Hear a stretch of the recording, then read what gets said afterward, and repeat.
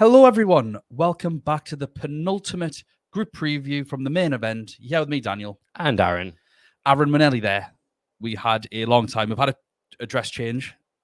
It was needed. It was needed. It's very hot in here. But also, just after all those podcasts, I don't know why I'm still holding my breasts. I might just do the rest of it like this. Please do. Yeah. Is it making you feel uncomfortable at all? No, it actually makes me feel relaxed. No, I'm not going to do it then. No. Well played. Reverse psychology. Thank you if you have watched all of the previous podcasts with us. I appreciate you're probably bored to death of listening to Aaron by now, but we endeavour. I wish it was a joke. Before we get started, as ever, please don't forget to follow us on Twitter at UCL Fantasy Pod. Also, don't forget to follow, like, subscribe to Gallowgate Shots as well as the main event. Please. And once again, thank you to those lads, Chris especially, for letting us use, and Scott for helping us with some of the editing as well. But let's move swiftly on into these groups, Aaron. So we have Group C. Real Madrid, Napoli, Braga, in Union Berlin. I'll be a gentleman. Where would you like to start? What game do you want to start with? Napoli versus Braga or Real Madrid at home to Union Berlin? I think Real Madrid are going to be the team. Okay, so let's start with Napoli versus Braga then. Yeah, well, let's not. Real Madrid, I think, have the highest owned players. So that's why I think they'd be a good place to start. Let's address it. First of all, we all have Bellingham in our teams. Yes. So we're not going to say get Bellingham in your team. Other than now. You already do. Yes. It's clear to see why. He has 5 goals in 4 games and an assist. And he's been scoring for England. Player of the match. Yeah, he gets player of the match all the time. He's class. 72% owned. 7.5 million. It's a bit of a joke. I've got no idea how he's only 7.5 million. They've not factored in that he plays for Real Madrid. Well, I was thinking about it. Isn't like Modric and Kroos, they've been more like 8 million and stuff like that. Yes. So it's actually crazy that he is this little. Even in the group stage last year, Bellingham's, I think, got an attack and return every match. 4 games in a row, he got goals. So, yeah, he's really, really a good player. That's a hot take, Aaron. Are you sure? Are you sure you want to hang your neck out? I saw, interestingly, a debate about, in terms of Bellingham, about how he ranks in terms of youngsters and his potential. Right. And someone said, I think we all know this Twitter account, and they're a bit of a troll, but they said that Bellingham will be the potential that Pogba never was. Basically meaning that Pogba showed the similar potential of Bellingham when he was the same age, but Bellingham will actually go on to live his potential. It's hard to agree or disagree because I cannot remember how Paul. Surely not. That's his Juventus days, wasn't it? Yeah, like surely Pogba was in his early to mid 20s, early 20s when he's at Juventus. He wasn't 19 when he was doing all these things. 17, I would still say Bellingham's a better player than Pogba. Yeah, 17, 18, 19. And he's doing prime Pogba things. So yeah, I'd say that's a bit of nonsense personally. But yeah, it's a troll account. But anyways, in terms of everybody else, I think Vinicius Jr. needs to get out of people's teams. He's currently still 22%. So get him out of your team if you currently have him, because the app won't update until the day of with the injuries. Maybe over the weekend. They're probably waiting for the weekend fixtures. It's normally the Monday where they update with that kind of stuff.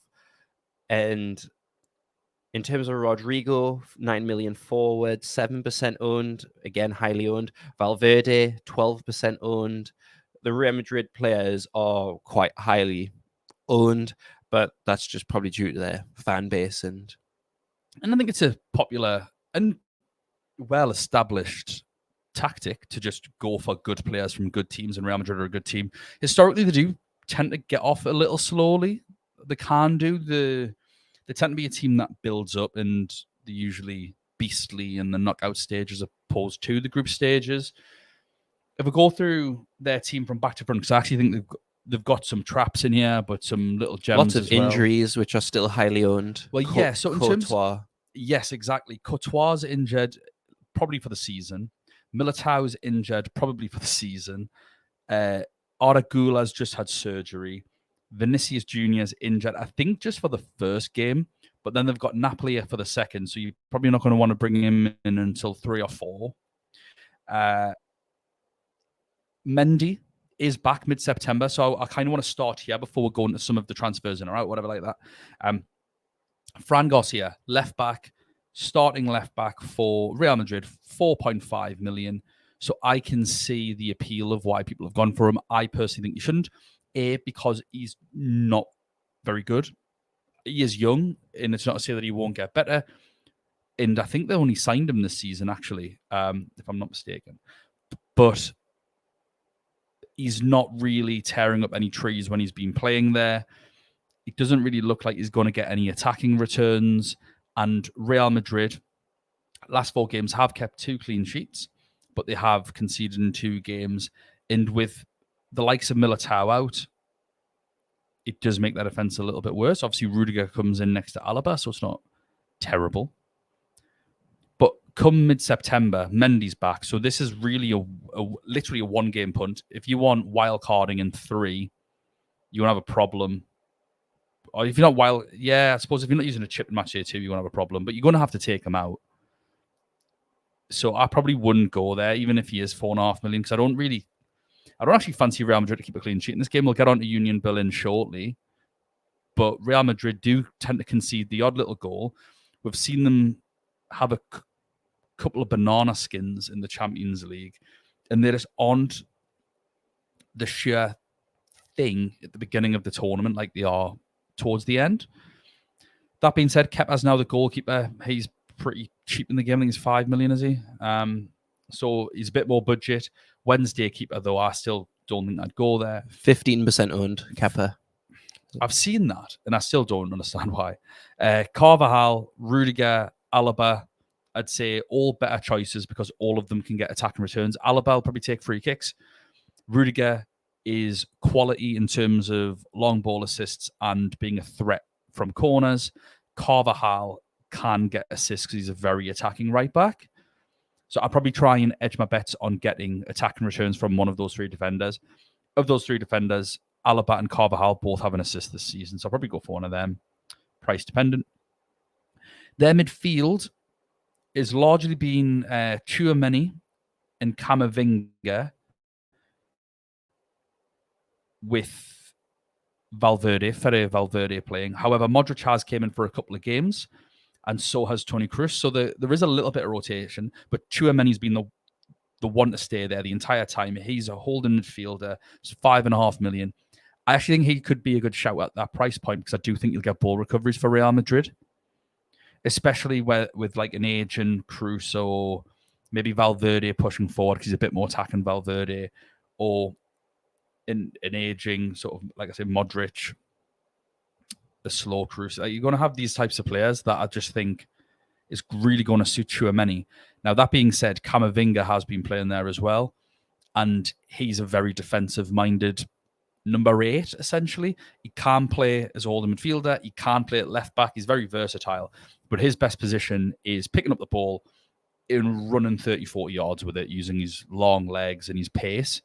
So he could be good in transitions as well, but I think for the price, Tchouaméni's looking a little bit better. You've already hinted at Vinicius Junior being injured, which is why you don't want to go for him. Which leaves the door open for Joselu. Rodrigo's not been playing very well. He's got 1 goal and 4, so I wouldn't go for him for his price. But Joselu, 7.5 million, and he scored in his last game. He got an assist off the bench in the game before, and I think he scored for Spain last night or the night before, whatever it was. So, Aaron, other than Bellingham, are you going for anyone from Real Madrid? Any traps? Anyone that's teasing you? Too many was because for some reason Real Madrid defensive midfielders always historically got the most ball recovery points. The only issue was last season where they didn't have a solid midfield 3. But the midfield of Real Madrid still picked up the most points because Vinicius Junior finished with the most points back when he was a midfielder. So there are points in the Madrid midfield, and that's always been the case. So I was looking at potentially a double up for Bellingham and Tchouaméni, but that again, I think it's just more so his price point.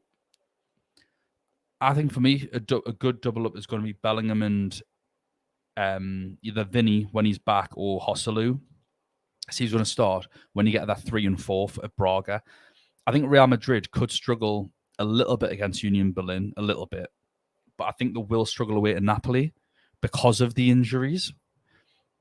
And because of that, I think it's going to be a fairly competitive group throughout. So I think Real Madrid will actually be quite good for 3 and 4. Sometimes you can see teams rotate by 4. Like if Man City have won their first 3 games, they'll probably rotate for the 4th because they've just got to get one more win out of 3 games, which Pep knows they can do. So I don't think Real Madrid are going to be in that position, which means that the more that this competition goes on, the more that we're going to learn. And I still think there'll be viable picks for any match day 3 wild carders for that double up to Braga. So I think that's when we really need to look at them, other than Bellingham, which I've already said. Just for some quick transfers ins and out. Obviously, they brought in Bellingham, Arda who's injured, Joselu, Fran Garcia, and Kepa. Transfers out. Odriozola, the right back, is finally gone. Benzema's gone to Saudi. Asensio's gone to PSG. And Eden Hazard is now a free agent. Not that he would ever have been an option anyway, because he likes donuts too much. Union Berlin? Have you seen much of them play? You know much about them? Other than, I kept my eye on the results last season in Bundesliga just because they were top of the table for so long. And I was like, is there going to be an upset in the title race? There almost was. Last day still hurts. But Union Berlin, I think I've not seen much of them play, but just from what I have seen from results wise and the type of player that they have, we can't write them off. Don't disagree. I think one of their issues is going to be against big teams. I don't think they've got a great record, but any other game, they do just seem to batter teams. They like to score goals. They played 3 games this season. They've won 4-1 twice and lost 3-0. But that 3-0 loss, importantly, was to Leipzig, which is a Champions League quality team. I think that's a little concerning. They have brought in quite a few new players. Robin Gosens, the legend, we'll talk about him very shortly. Later, Kevin Volland, this came over from France. Toussaint, Brendan Aronson from Leeds, and Fofana, David Datro Fofana from Chelsea. So don't know really how effective Fofana's going to be. I still think he's too young. He has played all 3 games this season and he's not played well. Brendan Aronson has played, I think, 2 to 3 games. He got dropped for the last one. Didn't play well, even though they won 4-1 in both games. So you're not really going to go for some of those players that you know in that sort of area. I think where we'll be looking is maybe the striker, Behrens, has got 4 goals, 7.5 million. So he joins the 7.5 million club. Leduni, 2 assists in 3 games, and he's a 5 million midfielder. So I think as far as budget options go, he could be a really good pick. So I think in a midfield like Union Berlin, they play a flat 3 or a 2, depending on whether they're playing wing backs or not. So they've sort of changed, chopped and changed, especially with Robin Gosens coming in. I think he could be a good pick because of the ball recoveries, as well as getting some assist potential. Beyond that, I think just in case anyone's wondering who plays for them in terms of, I want this player, or that you're going to get minutes. Renov is the goalkeeper. Dwecki, Notch, Late are the centre-backs generally. Get this one out. Juranovic is the right wing back. Gosens is the left wing back. Juranovic has 2 assists in his 3 games. Gosens has 2 goals in his 2 games, taken over from Roussillon, who is a former little legend as well in this game. He used to be 4 million left back in the day. Is there anyone from this team that's taking your fancy at all? I imagine Robin Gosens is teasing you a little bit. Of course he is. He always does. The little minx. German minx. I think the late arrival, though, of Bonucci is interesting in the transfer window. I think, like, it'll be interesting to see the impact that I don't think he'll play, especially because I think he's nursing a little bit of an injury at the moment. But I think training wise, you'll the fact that the other centre backs are training with him automatically makes them better. Yeah. I think you can kind of see that with Chelsea when Thiago Silva arrived. Like, the other centre backs just became better. Yeah. Just that type of influence of defender. So he's someone who I'm like interested in, just to kind of see how he's doing, and the fact that he's suing Juventus. Yeah, for what is it not giving him enough media training or something? I think you're going to get all sorts of stories in terms of why he's suing. Is he trying to blame Juventus for him blaming Lukaku for getting racially abused? I think it's his perception in the media but I think there's some of that, but also in terms of when he switched to AC Milan. Okay. I don't understand how you can sue Juventus for any of this, but it was just, I don't know. It just all seems a mess. Wild Bonucci. He's a very odd man that lives on the edge. I wouldn't like to get on the wrong side of him, but he's strange. I'll never forget his comments about Romelu Lukaku. Anyone wants to Google Bonucci's comments about. Oh no, it wasn't Romelu Lukaku. It was Moise Kean, wasn't it? Yeah, I was confused. Sorry, Moise Kean. He brought it on himself. For celebrating a penalty and then getting racially abused from it. He got racially abused, and it was all Keane's. He should have missed the pen clearly. But yeah, we're painting a great picture of Bonucci. Don't sue us, please. Any of the wing backs taking your fancy? Juranovic, Gosens.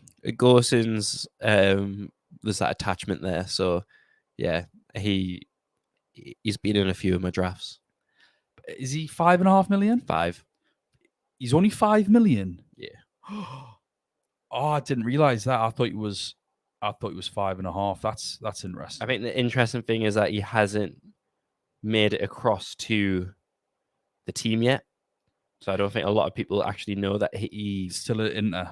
Yeah. Yeah. So if you want Robin Gosens, currently he's at Inter Milan on the game. How do we think that Union Berlin are going to get on against Real Madrid? I think in the first match they'll struggle, but when it comes back to Germany, I think they'll give them a good game. I think they'll do all right. I think they'll come out the traps. I still think Real Madrid will win the game, but I think they'll get a goal. I think we'll go into predictions. I'll start on this one. I've been letting you go first far too many times. Because I think Real Madrid will win this 2-1, but I do think that Union Berlin will get a goal. Real Madrid are really quite hampered by injury, and some of the players aren't playing very well. And I can imagine Jude Bellingham scoring a goal in the 80-plus minute again, like he has done 2 or 3 times already this season. Yeah. I would say when I say they're going to struggle, not like some of these other teams, not like another, I think it'll be very close. So just to be different to you, I'll say 1-1. They're going to struggle and only draw away at Real Madrid. Just to be different. Fair enough. But I do agree with 2-1. you can just say the same thing. It's okay. I tried. The other game, I'll start with Napoli. A lot of the kind of fear was, are they going to be the same team? Obviously, with the coaching change. The good news is that they are so far. In the fact that they lose to Lazio. Yes. But also, just in terms of the attacking style of play, I think the best I mean, I don't know if you've seen the stats about Kvaratskhelia about him not scoring in like over 150 days and stuff like that. Yeah, I haven't seen that stat, but it doesn't surprise me at all. He's not looked the same They player have since had the the World summer Cup. off as well. Yeah, they have. They have had a summer off. Did But they include the summer? Did they include the summer? yeah, they said it's been 150 days That's since. hilarious. He's been injured as well, hasn't he? Yeah. Wild. But also teams know that they need to double up on him now. Yeah. So he's going to command more attention. But Osimhen is their talisman. Like, he is unbelievable. He scored in, I think, other than against Lazio, I think he scored in every game. Scored 2 in the first game as well. Unbelievable goal. One of them was a penalty, I believe. In that second game, he scored a pen. So you got So, 2 open players in the first and a pen which is in the good second. that Kvaradona is not on penalties. Yeah, he's absolutely dreadful at them. It's about time he's been taken off them. But I think the biggest catch among all the team is Di Lorenzo, 5.5 in the game, starting against Braga. I think he is a great shout. He's scored. He is a very good player in terms of fantasy, because in the Italian fantasy game, he was the most expensive defender, and he is also the highest scoring player because they also get ball recoveries in that game as well. I really like his hair. I try to model it my own slightly off Di Lorenzo, so thank you for that. Again, for anyone that doesn't really know how to play, it's a 4-3-3 essentially, with Merry as the goalkeeper, Di Lorenzo as the right back, Oliveira as the left back. This year, it's Rahmani and Jesus as the centre backs. Now that Kim's gone, because Kim has been sold to Bayern Munich. Ongisa has been the centre mid. He's a bit more holding, but he does sort of let loose a couple of times during the match. Lobotka and Zielinski have been playing alongside him. Politano's the right winger. Bizarrely, Raspadori's been the left winger, even though he is a striker. But I think that's been predominantly because of Kvaratskhelia injury. Then Osimhen's the striker. Just to let you know who's playing where. And we'll go through some price points. You've already said Di Lorenzo at 5 million. 5 million, yeah? 5.5. 5.5 million. He's in my team. He will not go anywhere. He is a joke of a player. He has 2 assists and a goal already from right back this season. Not going anywhere. And loads of ball recoveries. And if you had to skimp, you could go Jesus at 4.5 million. I personally wouldn't. I'd just stretch that 0.5, get rid of someone else. But if you had to, or if you want to double up, Jesus is probably the next best, just because he's cheaper than Rahmani. Then I think they're much of a muchness in terms of fantasy points. Like, Rahmani's not really getting anything else. As far as that midfield goes, you've got like someone at every price point. So you've got Lobotka at 5.5, Ongisa at 6, and Zielinski at 7.5. Now, if Zielinski's on the pitch, he might take the odd pen away from Osimhen. Zielinski has 1 goal in his 3 games. Ongisa hasn't got any. Lobotka hasn't got any. So I think you're looking at paying that premium for Zielinski's goals. Although Ongisa did quite well last season in the Champions League goals-wise and assist-wise. If you had to go for one of those 3, who would you be going for with the price point in mind?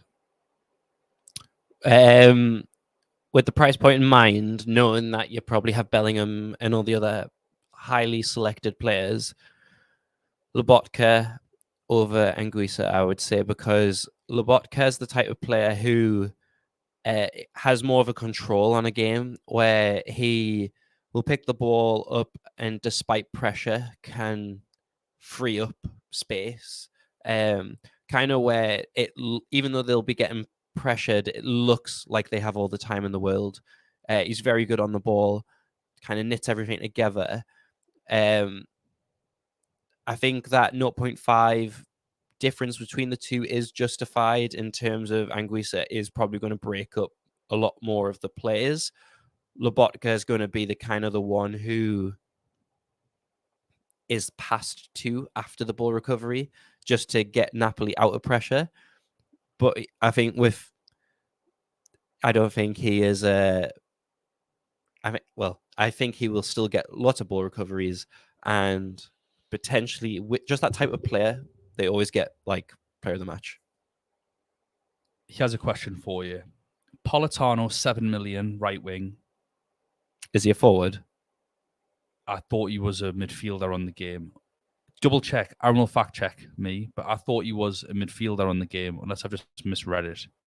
Just, I mean, every other winger is a striker, so. Well, Kvaratskhelia has a midfielder on it.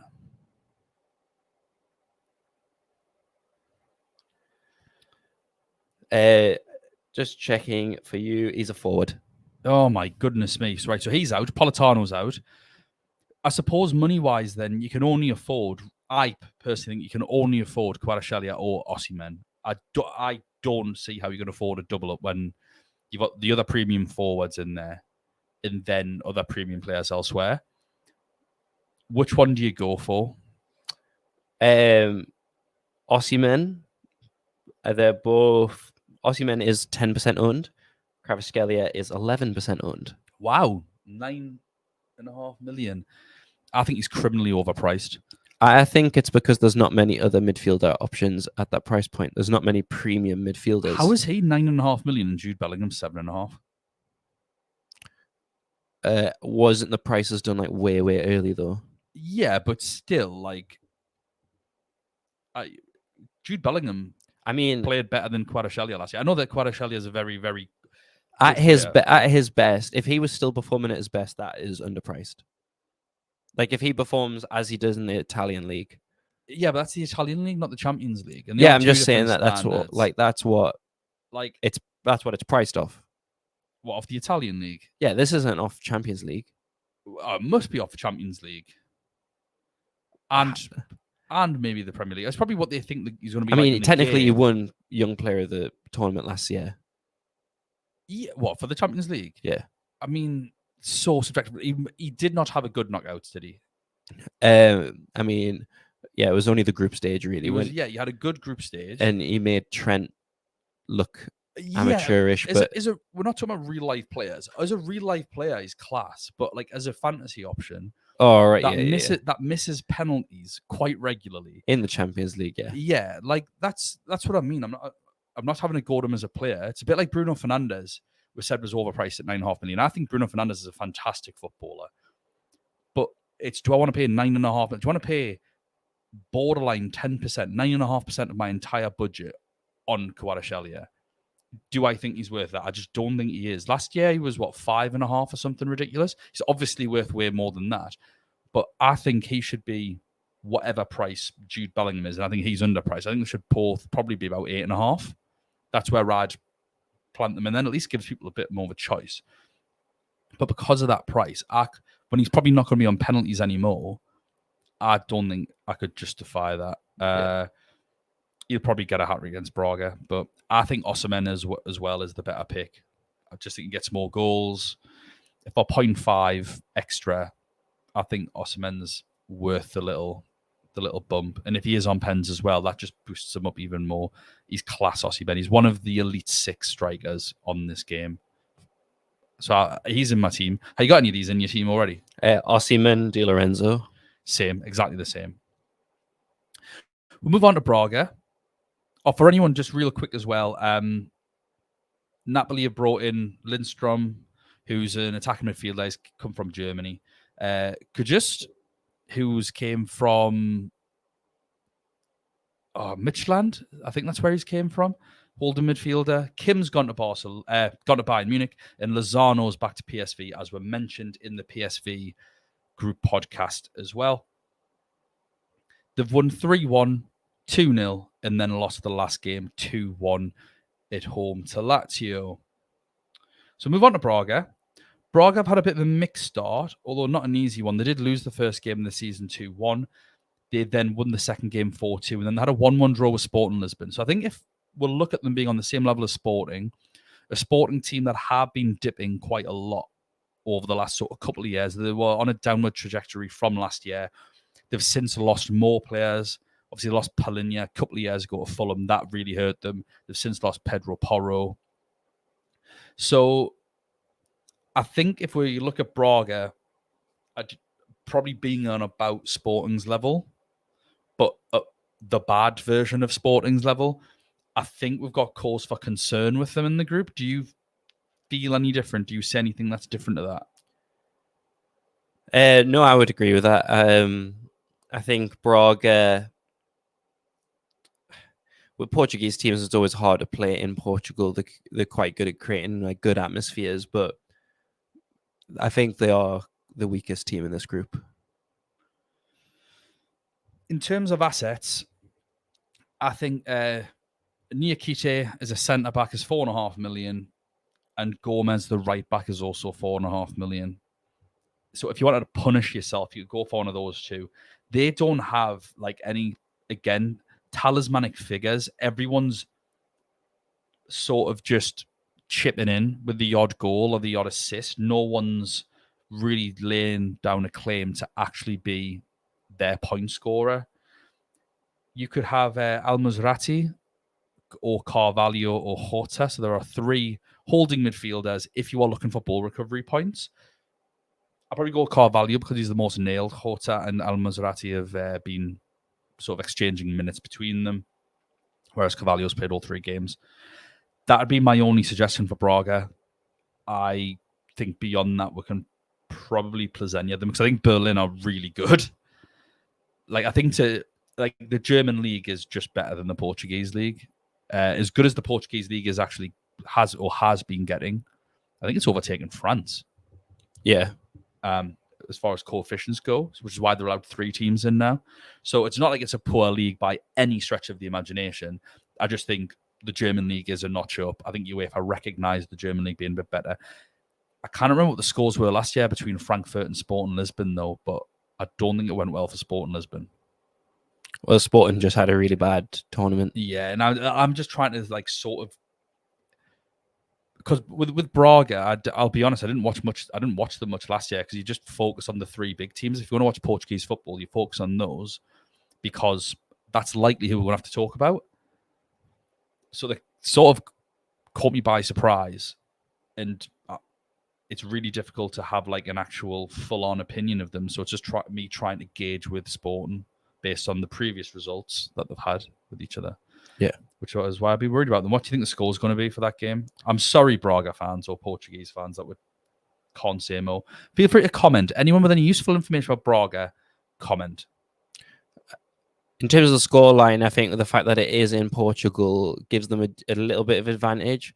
But I do think Napoli are too strong. I think it'll be 3-1. I think it'll be 3-0. Going to go clean sheet. Di Lorenzo clean sheet. Di Lorenzo clean sheet. I have him scoring a hat-trick, so... Di Lorenzo's got a hat-trick. A hat-trick of headers with his gorgeous hair. Lovely curly locks. It'll bounce right off. Like springs on the front of his head. You could grow your hair like that, Aaron? No, I can't. You can. Just stop getting like a 1 all over. You'll be fine. Just get a bit of a fade going. Grow it on top. You'll have some lovely curly Di Lorenzo locks. On that note, thanks everyone for listening. We will have one more group to go, Group D, where hopefully we're feeling slightly less delirious in all the excitement of it being our last preview podcast. Please don't forget to like and subscribe to us. We are the main event. Also, don't forget to subscribe to, as Aaron points, the Gallowgate Shots podcast as well. We're on Twitter at UCL Fantasy Pod, and we will see you for the next one. Bye now.